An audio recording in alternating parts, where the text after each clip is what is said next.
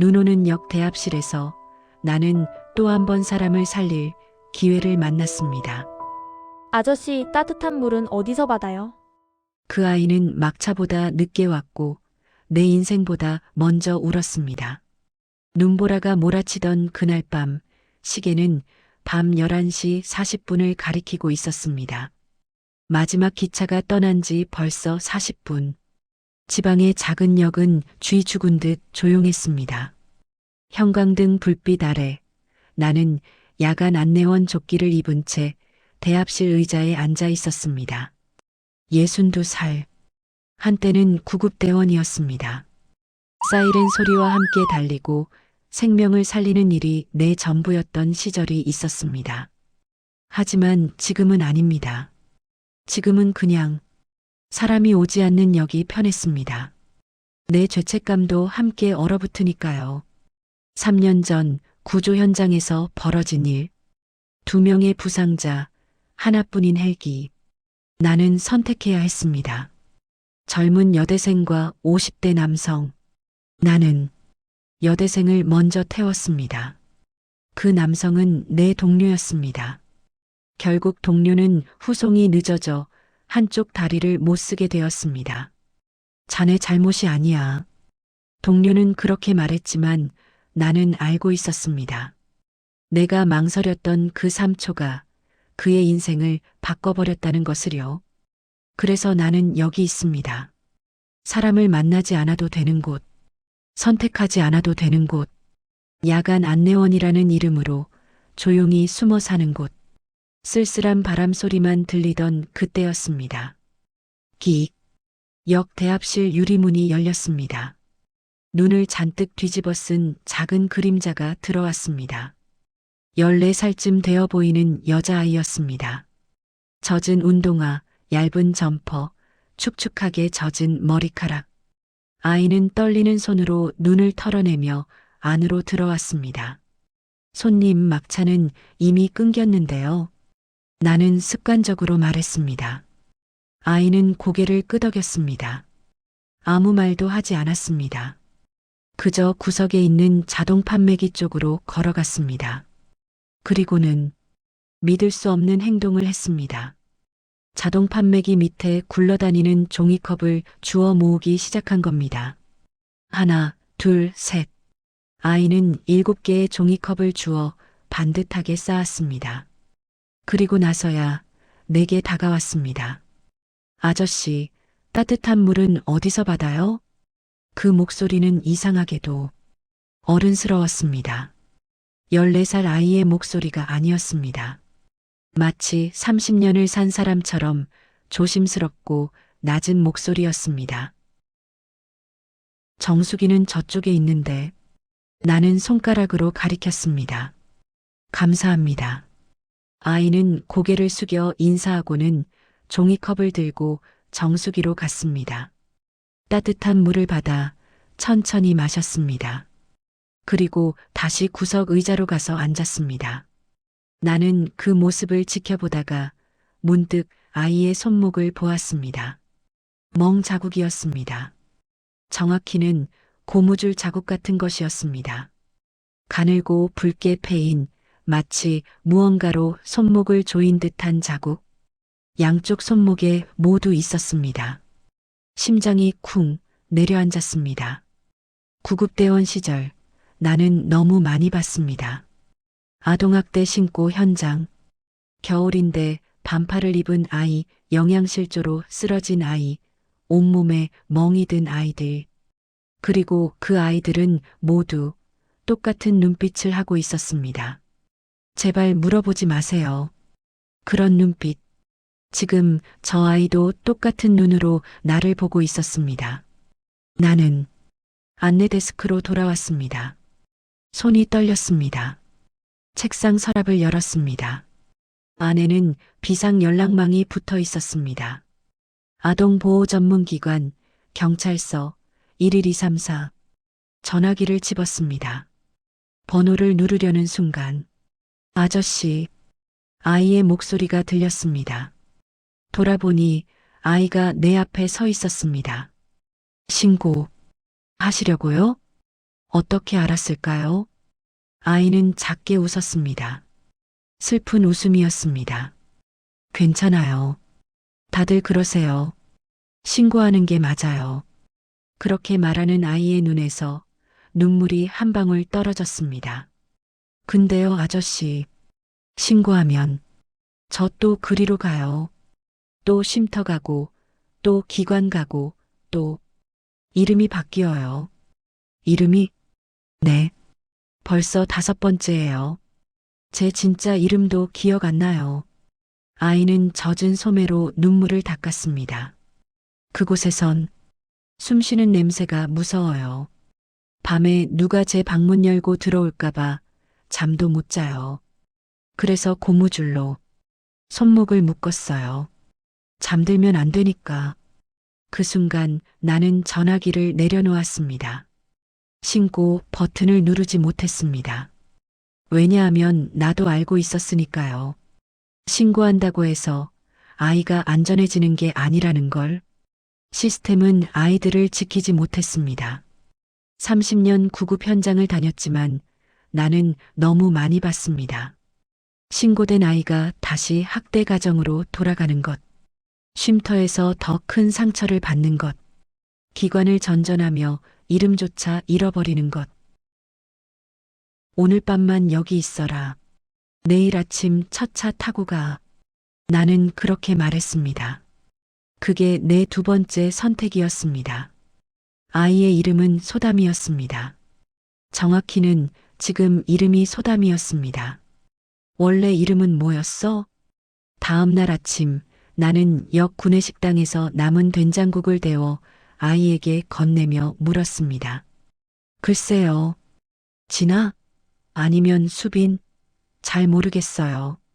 소담은 국 한 숟가락을 떠서 천천히 입에 넣었습니다. 그리고 눈을 감았습니다. 마치 세상에서 가장 맛있는 음식을 먹는 것처럼. 얼마나? 안 먹었어? 사흘이요. 너무 담담한 대답이었습니다. 나는 주먹을 쥐었습니다. 손톱이 손바닥에 박혔습니다. 쉼터에서 도망친 거지? 네. 이유가 뭐야? 소담은 국그릇을 내려놓았습니다. 그리고 작은 목소리로 말했습니다. 거기 이상한 직원이 있었어요. 김 선생님이라고. 애들한테 받은 보호비를 빼돌렸어요. 저희 통장에서 돈을 빼가는 거 제가 봤어요. 그래서 핸드폰으로 찍었어요. 증거 남기려고. 근데 들켰어요. 핸드폰 뺏기고 혼나고 그 다음날 다른 쉼터로 옮겨졌어요. 이름도 바뀌고. 소담은 손목에 고무줄 자국을 만졌습니다. 그런데 그 김 선생님이 여기로 왔대요. 역 근처 아동센터로. 뭐? 나는 벌떡 일어났습니다. 그래서 매일 밤 여기 역으로 와요. 낮에는 폐창고에 숨어 있고요. 누가 저 찾고 있거든요. 소담의 목소리가 떨렸습니다. 아저씨, 저 죽지 않을 거예요. 그냥 살고 싶어요. 그것밖에 안 바라요. 그 말이 내 가슴을 찔렀습니다. 그것밖에 안 바라요. 14살 아이가 바라는 게 그저 살고 싶다는 것뿐이라니. 나는 도망칠 수 없었습니다. 3년 전 나는 선택을 회피하려고 여기 왔습니다. 하지만 선택은 다시 내 앞에 왔습니다. 이번에는 외면할 수 없었습니다. 소담아, 나는 아이의 눈을 똑바로 봤습니다. 내가 너를 지킬게. 내 이름부터 지켜줄게. 그 말을 하는 순간 나는 다시 현장으로 복귀했습니다. 구급대원의 현장이 아니라 한 아이를 지키는 어른의 현장으로. 소담을 지키기 위해서는 증거가 필요했습니다. 힘으로는 이길 수 없었습니다. 법으로도 쉽지 않았습니다. 나는 그저 62살의 야간 안내원일 뿐이었으니까요. 하지만 나에게는 한 가지가 있었습니다. 바로 기록이었습니다. 구급대원 시절 나는 배웠습니다. 현장에서 가장 중요한 건 기록이라는 것을요. 환자의 상태, 시간, 장소, 목격자. 그 모든 것을 빠짐없이 기록해야 법정에서, 보험 처리에서 진실을 증명할 수 있습니다. 나는 작은 노트를 꺼냈습니다. 그리고 쓰기 시작했습니다.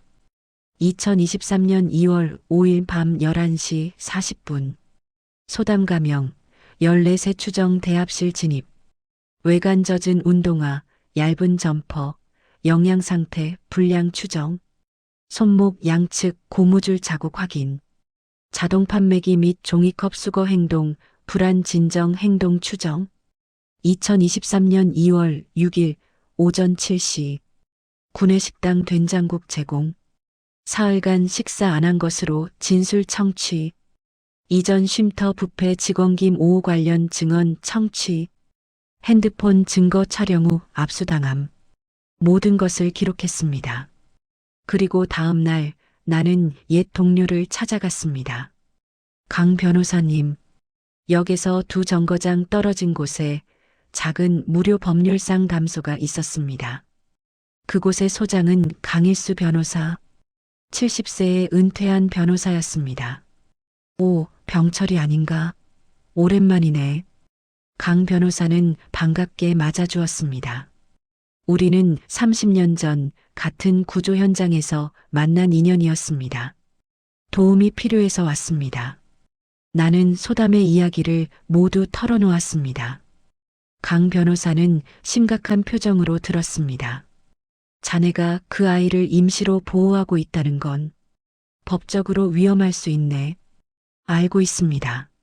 하지만 신고하면 아이는 다시 시스템으로 돌아갑니다. 그 시스템이 아이를 지켜주지 못한다는 걸 저도 변호사님도 아시잖습니까? 강 변호사는 한숨을 쉬었습니다. 증거가 있나? 지금 모으고 있습니다. 역 CCTV 기록, 제 근무일지, 그리고 이 노트. 나는 기록 노트를 꺼내 보여주었습니다. 강 변호사는 노트를 넘겨보다가 고개를 끄덕였습니다. 좋아. 일단 CCTV부터 확보해야겠군. 보관기간이 7일밖에 안 되니까 서두르게. 네. 그리고 아이의 의료 기록도 필요해. 병원에 데려가서 진단서를 받아놔. 손목 자국, 영양 상태 모두 기록으로 남겨야 해. 알겠습니다. 하지만 병철이. 강 변호사가 내 눈을 봤습니다. 자네도 각오해야 해. 이건 쉬운 싸움이 아니야. 상대는 기관이고 서류고 시스템이야. 자네가 아무리 선의로 했다 해도 미신고 보호로 문제가 될 수 있어. 괜찮습니다. 나는 주먹을 쥐었습니다. 3년 전 저는 선택을 잘못해서 동료를 다치게 했습니다. 이번에는 제대로 선택하고 싶습니다. 강 변호사는 잠시 침묵하다가 작게 웃었습니다. 알았네. 내가 돕지. CCTV 보관 기간은 7일. 소담이 처음 역에 온 날부터 계산하면 이미 이틀이 지났습니다. 남은 시간은 닷새. 나는 역 관리사무소로 갔습니다. 김 소장님, CCTV 자료 좀 복사해달라고 할 수 있을까요? 응? CCTV? 무슨 일인데? 김 소장은 고개를 갸웃했습니다. 개인적인 일입니다. 며칠 전 영상이 필요해서요. 규정상 경찰 요청이나 공문이 있어야 하는데 부탁입니다. 나는 고개를 숙였습니다. 김 소장은 난처한 표정을 지었습니다. 이번 한 번만이야. 알았지? 감사합니다. 그렇게 나는 2월 5일부터 2월 7일까지 3일치 CCTV 영상을 확보했습니다. 영상에는 선명하게 담겨 있었습니다. 눈보라 치던 밤 대합실로 들어오는 소담. 종이컵을 줍고 정수기 물을 마시고 구석에 웅크리고 앉아있는 모습. 그리고 손목을 계속 만지작거리는 불안한 행동. 나는 USB에 영상을 저장했습니다. 그리고 다음 날 소담을 데리고 병원에 갔습니다. 소담아, 무섭지 않아. 그냥 검사만 받는 거야. 네. 소담은 떨리는 손을 꼭 쥐었습니다. 병원 의사는 친절했습니다. 손목 좀 볼까? 의사는 소담의 손목을 살폈습니다. 그리고 심각한 표정을 지었습니다. 이건 자의 흔적이 아니네요. 고무줄로 조인 흔적입니다. 혈액순환 장애 우려가 있어요. 진단서 작성 가능할까요? 네, 당연히 해드려야죠. 의사는 진단서를 써주었습니다. 진단서, 환자명 소담가명, 소견 양측 손목 압박 손상 흔적, 영양결핍 소견, 수면 부족으로 인한 만성피로 추정. 또 하나의 증거가 확보되었습니다. 하지만 문제는 여기서부터였습니다. 2월 10일, 역 사무실로 공문이 도착했습니다. 아동보호전문기관 겨울역 귀중, 제목 미성년 보호 대상자 소담 관련 협조 요청, 내용인즉슨 소담이 보호시설 무단 이탈자로 등록되어 있으며 목격 시 즉시 신고하라는 내용이었습니다. 김 소장이 나를 불렀습니다. 병철 씨, 이거 혹시 자네가 알고 있는 아이 아닌가? 네. 나는 솔직하게 말했습니다. 지금 그 아이 어디 있어? 제가 임시로 보호하고 있습니다. 뭐, 미쳤어? 지금 당장 신고해야지. 김 소장은 소리쳤습니다. 소장님, 제 말 좀 들어주십시오. 나는 차근차근 설명했습니다. 소담의 사연, 부패한 직원, 빼앗긴 핸드폰, 그리고 시스템의 한계를. 김 소장은 난처한 표정으로 머리를 긁었습니다. 그렇다고 해도 자네가 법적으로 보호자가 아니잖아. 이러다 자네만 피해 볼 수 있어. 알고 있습니다. 하지만 이 아이를 지금 돌려보내면 아이는 또다시 위험에 처합니다. 일주일. 딱 일주일만 기다려줄게. 그 안에 법적 절차를 밟아. 안 그러면 나도 어쩔 수 없어. 감사합니다. 일주일. 시간이 없었습니다. 나는 강 변호사를 다시 찾아갔습니다. 변호사님, 어떻게 해야 합니까? 일단 아동보호 청문회를 요청해야 해. 그리고 소담이가 직접 진술할 기회를 만들어야지. 아이가 할 수 있을까요? 자네가 옆에 있으면 할 수 있을 거야. 강 변호사는 내 어깨를 두드렸습니다. 병철이, 이건 힘의 싸움이 아니야. 기록의 싸움이야. 자네가 지금까지 모은 증거들, CCTV, 진단서, 근무일지, 그리고 아이의 진술. 이것들로 싸우는 거야. 네. 하지만 상대도 만만치 않아. 아마 보호자 부적격 판정을 내릴 거고 아이의 진술을 조작된 것으로 몰아갈 거야. 각오해. 나는 고개를 끄덕였습니다. 그리고 소담에게 말했습니다. 소담아, 내가 직접 말해야 할 때가 올 거야. 무서워? 소담은 떨리는 목소리로 대답했습니다. 제가 말하면 또 맞을까요? 그 질문이 내 심장을 깨웠습니다. 이번엔 내가 먼저 맞을게. 내가 말할 수 있게. 소담은 눈물을 글썽이며 고개를 끄덕였습니다. 2월 15일, 아동보호전문기관에서 조사관이 왔습니다. 박병철 씨 맞으신가요? 네. 소담 양을 보호하고 계신 거 맞죠? 네. 조사관은 서류 뭉치를 꺼냈습니다. 보호자 적격성 조사를 진행하겠습니다. 박병철 씨, 현재 직업이 무엇입니까? 영야간 안내원입니다. 수입은 월 150만 원 정도입니다. 주거 환경은 역 근처 원룸입니다. 조사관은 체크리스트에 X 표시를 했습니다. 미혼이시죠? 네. 범죄 경력은 없습니다. 아동 양육 경험은 없습니다. 또 X 표시. 조사관은 서류를 덮었습니다. 솔직히 말씀드리면 박병철 씨는 보호자 적격성 기준에 미달입니다. 수입, 주거, 양육 경험 모두 부족합니다. 하지만 저는 이 아이를 지킬 수 있습니다. 감정적 유대와 법적 자격은 다릅니다. 조사관은 차가운 목소리로 말했습니다. 소담 양은 오늘 중으로 보호시설로 복귀해야 합니다. 안 됩니다. 나는 소리쳤습니다. 그 시설에는 아이를 학대한 직원이 있습니다. 증거도 있습니다. 증거라는 게 뭡니까? 아이가 찍은 사진이. 그 사진은 어디 있습니까? 핸드폰이 압수당했습니다. 그럼 증거가 없는 거네요. 조사관은 냉정하게 말했습니다. 박병철 씨, 감정이 앞서는 것 같은데요. 시스템을 믿으셔야 합니다. 아동보호 전문기관은 아이들의 안전을 최우선으로 합니다. 그 시스템이 이 아이의 이름을 5번이나 바꿨습니다. 그 시스템이 이 아이를 지켜주지 못했습니다. 나는 목이 터져라 외쳤습니다. 조사관은 한숨을 쉬었습니다. 오후 5시까지 소담 양을 인계하십시오. 그렇지 않으면 법적 조치를 취하겠습니다. 조사관은 가버렸습니다. 나는 무너졌습니다. 그날 밤 나는 역 대합실 의자에 앉아 고개를 떨어뜨렸습니다. 내가 할 수 있는 게 뭐지?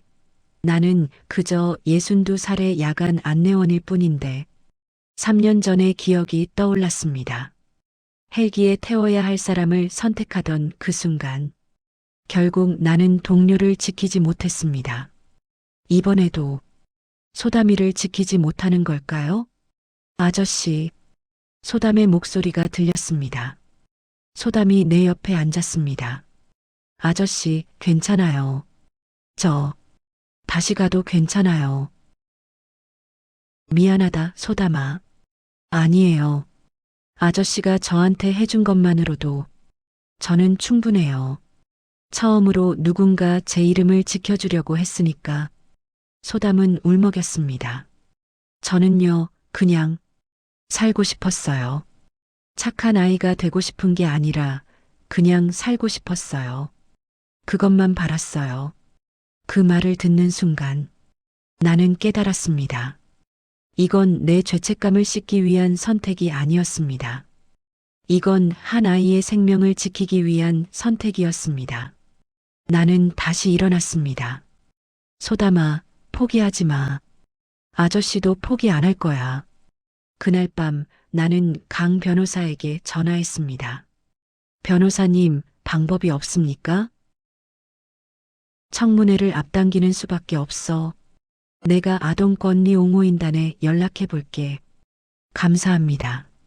전화를 끊고 나는 잠들지 못했습니다. 새벽 3시 나는 역 플랫폼으로 나갔습니다. 찬바람이 얼굴을 때렸습니다. 3년 전 동료가 했던 말이 떠올랐습니다.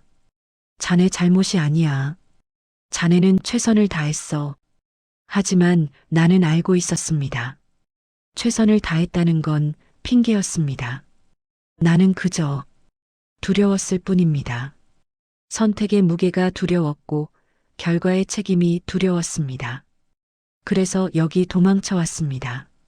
하지만 이제는 다릅니다. 소담아, 이번엔 내가 끝까지 책임질게. 나는 하늘을 향해 중얼거렸습니다. 그리고 다시 안으로 들어왔습니다. 소담은 대합실 의자에서 자고 있었습니다. 나는 조용히 내 외투를 벗어 소담에게 덮어주었습니다. 잘 자라, 소담아. 내일부터 우리 진짜 싸움이 시작이야. 2월 16일 강 변호사가 연락을 했습니다. 병철이 청문회가 2월 18일로 잡혔어. 이틀 후야. 네. 하지만 조건이 있어. 소담이가 직접 진술해야 해. 그리고 증거들을 완벽하게 준비해야 해. 알겠습니다. 나는 모든 증거를 다시 점검했습니다. 증거 목록 1. CCTV 영상 2월 5일 7일 2. 병원 진단서 손목 압박 손상, 영양결핍 3. 근무일지 소담 보호경위 상세 기록. 4. 영무원 김 소장 증언 소담의 상태 목격. 5. 구내식당 주인 증언 소담에게 음식 제공한 사실. 하지만 한 가지가 부족했습니다. 뷔페 직원 김 선생에 대한 직접적인 증거. 소담이 찍었다는 사진은 핸드폰과 함께 사라졌습니다. 소담아, 김 선생에 대해서 더 기억나는 거 없어? 제 통장에서 돈을 빼갔어요. 매달 10만 원씩. 통장? 네. 쉼터 애들은 다 통장이 있어요. 후원금이랑 정부 지원금이 들어오거든요. 근데 그걸 김 선생이 통장 기록이 있으면 증거가 될 수 있어. 나는 다시 강 변호사에게 전화했습니다. 변호사님, 소담이 통장 거래 내역을 확인할 수 있을까요? 가능해. 본인 동의하에 은행에서 발급받을 수 있어. 다음 날 우리는 은행에 갔습니다. 소담양 통장 거래 내역 발급 부탁드립니다. 은행 직원은 서류를 확인하고 거래 내역을 출력해 주었습니다. 그리고 그 내역에는 출금 내역 2022년 3월 10일 10만 원 인출자 김호호 2022년 4월 10일 10만 원 인출자 김호호 2022년 5월 10일 10만 원 인출자 김호호 총 8회 80만 원. 이거야. 나는 증거를 확보했습니다. 이제 모든 준비가 끝났습니다. 2월 18일 아동보호 청문회가 열렸습니다. 장소는 아동권리옹호인단 회의실. 참석자는 아동보호 전문기관 관계자, 강 변호사, 그리고 나와 소담이었습니다. 심사위원장이 입을 열었습니다. 오늘 청문회는 소담양의 보호자 적격성 및 보호시설 복귀권에 대해 논의하기 위함입니다. 먼저 아동보호 전문기관 측 의견을 듣겠습니다. 조사관이 일어났습니다. 소담양은 현재 법적 보호자 없이 박병철 씨와 거주하고 있습니다. 박병철 씨는 수입, 주거, 양육 경험 모두 부족하며 보호자 적격성 기준에 미달합니다. 따라서 소담양은 즉시 보호시설로 복귀해야 합니다. 박병철 씨 측 의견 듣겠습니다. 강 변호사가 일어났습니다. 존경하는 심사위원님들, 우리는 단순히 보호자 적격성만을 논하는 자리가 아니라고 생각합니다. 오늘 우리가 논의해야 할 것은 과연 현재의 아동보호 시스템이 소담양을 제대로 보호하고 있는가입니다. 강 변호사는 증거들을 제출했습니다. 첫째, CCTV 영상입니다. 소담양이 역에 처음 왔을 때의 모습입니다. 화면에 소담의 모습이 나왔습니다. 젖은 운동화, 떨리는 손, 종이컵을 줍는 모습. 둘째, 병원 진단서입니다. 손목 압박 손상, 영양 결핍. 이것이 보호시설에서 보호받던 아이의 상태입니다. 셋째, 통장 거래 내역입니다. 소담양의 후원금에서 매달 10만 원씩 총 80만 원이 김호호라는 직원에 의해 인출되었습니다. 심사위원들이 웅성거렸습니다. 넷째, 박병철 씨의 근무일지입니다. 소담양을 보호한 지난 13일간의 모든 기록이 상세히 적혀 있습니다. 강 변호사는 자리에 앉았습니다. 이제 소담양의 진술을 듣겠습니다. 심사위원장이 말했습니다. 소담은 떨리는 손으로 일어났습니다. 나는 소담의 손을 꼭 잡아주었습니다. 괜찮아, 소담아. 내가 하고 싶은 말 그대로 하면 돼. 소담은 눈물을 닦고 입을 열었습니다. 저는요. 떨리는 목소리였습니다. 저는 착한 아이가 아니에요. 모두가 숨을 죽였습니다. 저는 말 안 듣고 쉼터에서 도망치고 거짓말도 했어요. 근데 그건요. 소담의 눈에서 눈물이 흘렀습니다. 그냥 살고 싶었어요. 밤에 잠도 자고 밥도 먹고 학교도 가고 싶었어요. 그게 다였어요. 시설에서는요, 제 이름이 자꾸 바뀌었어요. 진아에서 수빈, 수빈에서 소담. 제가 누군지도 모르겠어요. 근데 박병철 아저씨는요. 소담은 나를 봤습니다. 제 이름을 지켜주려고 했어요. 처음으로요. 누군가 제 이름을 불러줬어요. 심사위원들의 눈이 붉어졌습니다. 저는요, 착한 아이가 되고 싶은 게 아니라 그냥 제 이름으로 살고 싶어요. 소담은 그렇게 말하고 주저앉았습니다. 나는 소담을 안아주었습니다. 잘했어, 소담아. 정말 잘했어. 청문회는 이 시간 휴식에 들어갔습니다. 심사위원들이 잠시 퇴장했습니다. 나는 소담과 복도에 앉아 있었습니다. 아저씨, 제가 잘한 거 맞아요? 그럼 내가 제일 잘했어. 그때 심사위원들이 다시 들어왔습니다. 회의를 재개하겠습니다. 우리는 다시 자리에 앉았습니다. 심사위원장이 서류를 보며 말했습니다. 오늘 제출된 증거와 진술을 종합한 결과 다음과 같이 결정합니다. 나는 숨을 죽였습니다. 첫째, 소담양의 보호시설 즉시 복귀 명령을 보류합니다. 둘째, 김모 씨 직원에 대한 조사를 즉시 착수합니다. 셋째, 박병철 씨의 임시 보호를 6개월간 허가하되 정기적인 가정 방문 및 상담을 조건으로 합니다. 나는 믿을 수가 없었습니다. 넷째, 향후 소담양의 위탁가정 연결을 위한 절차를 진행합니다. 심사위원장이 나를 봤습니다. 박병철 씨, 쉬운 길은 아닐 겁니다. 하지만 오늘 우리가 본 것은 진정한 보호자의 모습이었습니다. 부디 소담양을 잘 지켜주시길 바랍니다. 감사합니다. 나는 고개를 숙였습니다. 소담은 내 손을 꼭 잡고 울었습니다. 청문회가 끝나고 우리는 밖으로 나왔습니다. 강 변호사가 웃으며 말했습니다. 잘했네, 병철이. 자네가 해냈어. 아닙니다. 소담이가 해냈습니다. 나는 소담의 머리를 쓰다듬었습니다. 그리고 일주일 후 김모 씨 직원은 업무정지 처분을 받았고 횡령 혐의로 조사를 받게 되었습니다. 소담의 통장은 원상복구되었습니다. 그리고 소담은 내 곁에 머물렀습니다. 6개월이 흘렀습니다. 소담은 이제 학교에 다닙니다. 매일 아침 나는 소담의 등굣길을 배웅합니다.